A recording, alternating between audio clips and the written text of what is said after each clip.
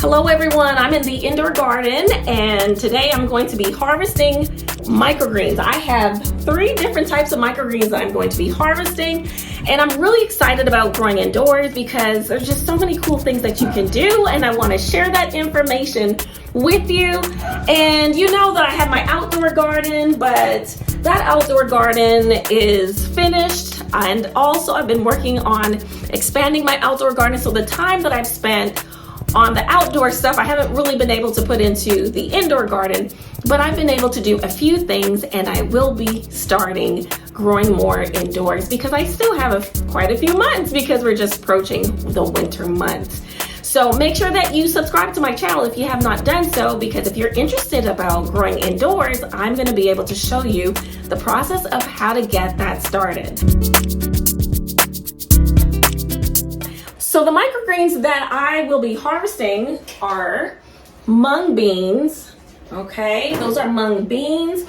Also, I've got a tray of radish and as well a tray of broccoli that is ready to harvest. With this mung beans, with the seeds, you have to put on another layer of soil when you grow them, just because it helps with getting these seed holes off. Now you can see a few of them did not pop off as they are growing. Most of them did, like this one did. But some of them, like right here, for example, this one got stuck. So I'm just going to just pop that off. Okay, these ones in particular are not very hard. Like if this was beets or something like that, or yeah, I would say particularly beets, you would not want to accidentally crunch on that. Probably would be too hard on that tooth. So these are the mung beans, and I plan on probably showing you how to harvest these ones in particular because I actually want to eat these ones today. I'm gonna try maybe saute them with some different seasonings and onions and some garlic. This other tray that I'd like to show you are the radishes, okay? And I just see a few of these on top, but the radishes are looking pretty good. So I'm looking inside here, and there's a lot of root hairs. If you see any white down there, that's not actually any kind of mold, that's just root hairs. And if I were to spray that down, you would see it basically kind of dissolve. But these radishes, I've let them overgrow a little bit, actually a lot longer than normal, but I was trying to just save them when I had time to harvest them so I could show you on this video. But if you take a look, there's already the true leaf that has grown in. So even though these are the cotyledons, the true leaf is starting to grow in. And sometimes if you allow the true leaf to grow in a little bit too much, it becomes a little bit bitter. But the radishes in particular, when I have done that, they did not. But I want to keep as much of the flavor in it. And so next time I won't let it grow as long, but they will still taste fairly much like a radish. See, here's another one. I let it grow a little bit too longer, but that's okay. They're still really good. They still are packed with a lot of flavor, and that's the thing about microgreens. They are packed with a lot of nutrition in them. This is the broccoli, and it looks pretty full. It's looking very lovely. I'm not seeing any true leaves growing in. The beautiful thing about microgreens is that it tastes exactly like the vegetable, as if it were fully grown, okay? So, and microgreens also, another key point is that it only takes at most maybe about 2 weeks, and it just really depends on what you're growing, but maybe 7 to 12 to 14 days of growing a full tray of microgreens. Now let's go ahead and take a look at the roots. Let's first start with this one. They're looking really good, clear and very clear, good healthy color. They're not looking dark with rotting or anything like that. That's great. And the dark spots you're seeing in the bottom is just it's just the Coco Coir, which is the grow medium that I'm using, that just kind of just spilled over into the water. And then the last one here, let's take a look at those roots. Those are looking very good. And the color, look at that. Just take a look. Do you see that pink color in that? That is just so lovely. I think I'm gonna go ahead and start with these scissors, and then I'm just gonna cut down at the base. That's it.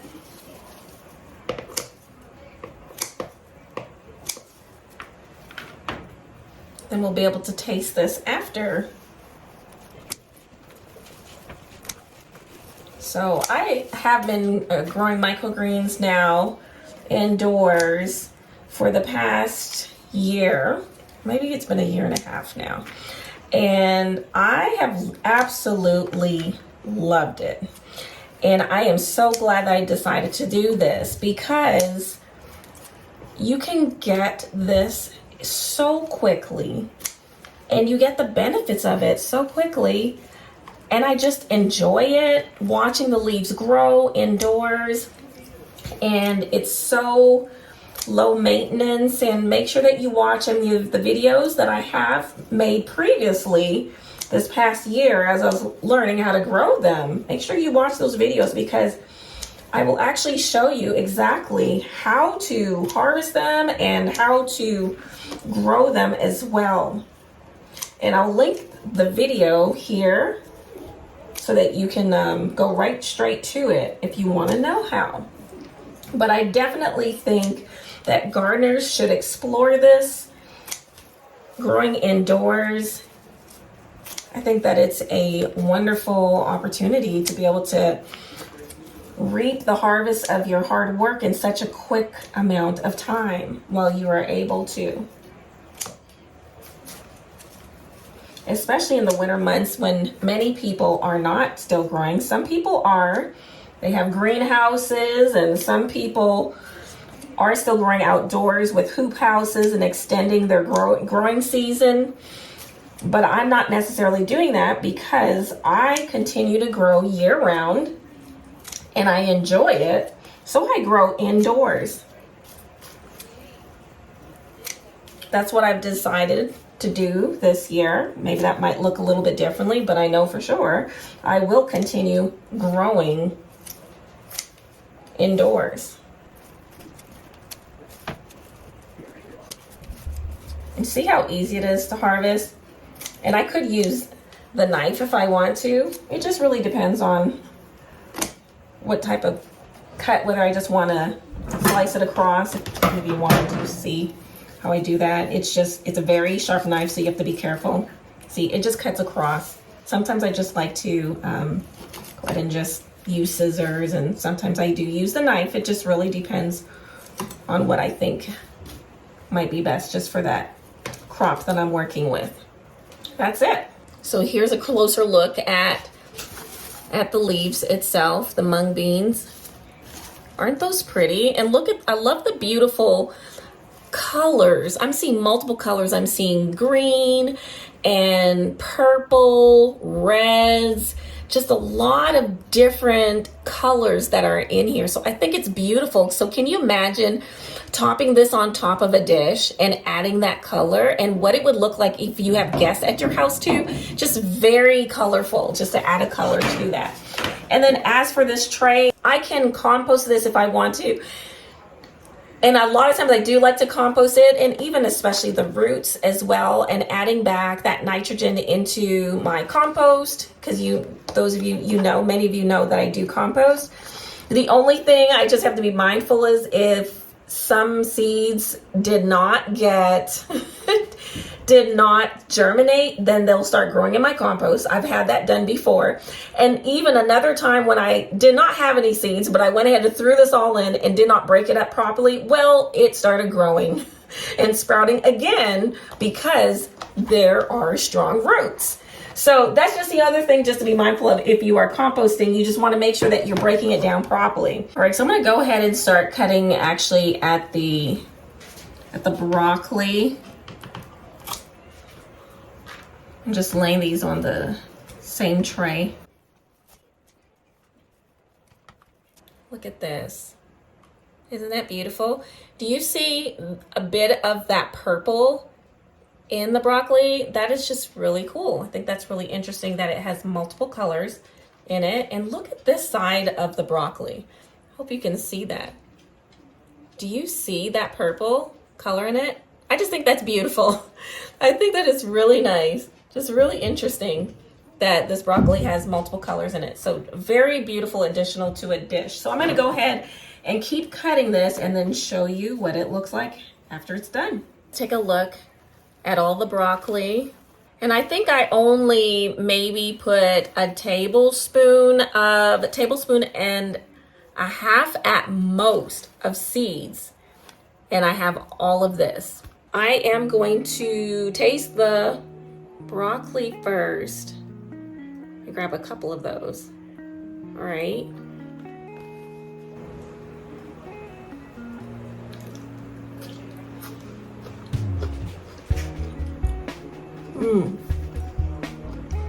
It's very subtle. So it's not a strong flavor that just pops out, but it sure tastes like broccoli.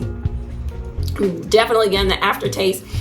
The broccoli tastes a little bit sweet. I'm tasting a little bit of sweet flavor in that. And here's another one with that dark purple color. I want to try that.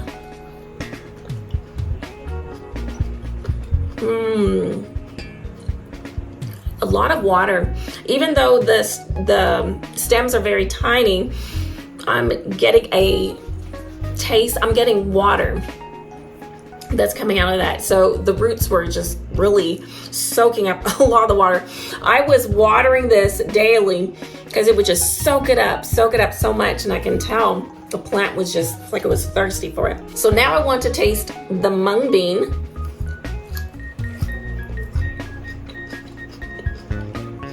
Okay, a lot of water. It definitely tastes like a bean. It tastes like a bush bean, okay? So if you've ever grown bush beans, that's what it tastes like. And it's subtle flavor of sugar snap pea. So a mixture between a sugar snap pea, bush bean, but more like a bush bean. So just look at all this food. Just give it a try. It's just really simple and it doesn't take that much time. If you have any comments or questions, please feel free to go ahead and post them for me, and I will do my best to respond back to you. And also, this is something that you can even do with children. I've done it with kids before, and they've enjoyed growing microgreens as well because it's really fun, and they get to see the results very quickly. So just remember to like this video if you have not done so, and remember to grow leafy, and I look forward to seeing you again next time. Bye, take care.